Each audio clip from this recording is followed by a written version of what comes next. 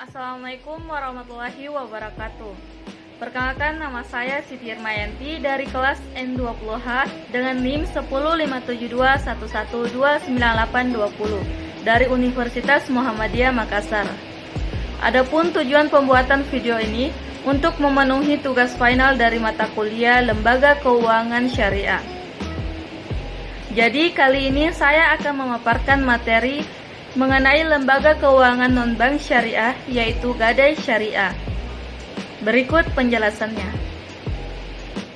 Gadai dalam bahasa Arab disebut ran.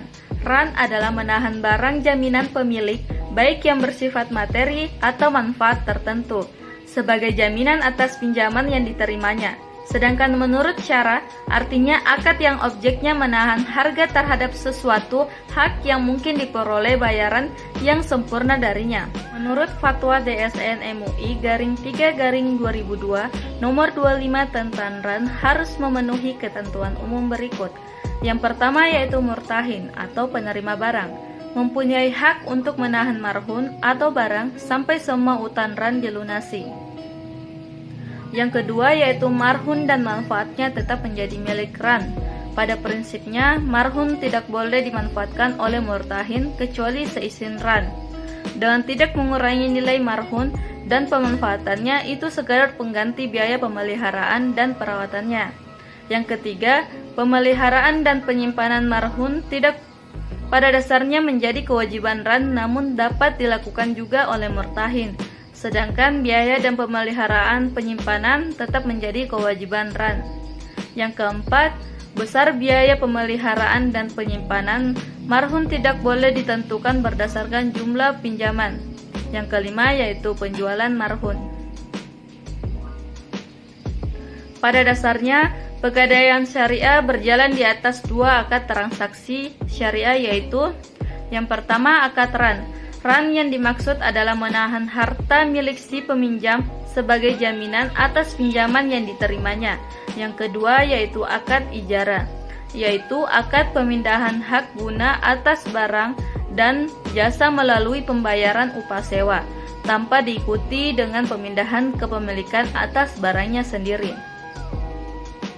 Adapun syarat gadai syariah, yaitu yang pertama akid. Baik rahin dan murtahin adalah harus ahli tabaru, yaitu orang yang berakal, tidak boleh anak kecil, gila, bodoh, orang yang terpaksa, seperti tidak boleh seorang wali.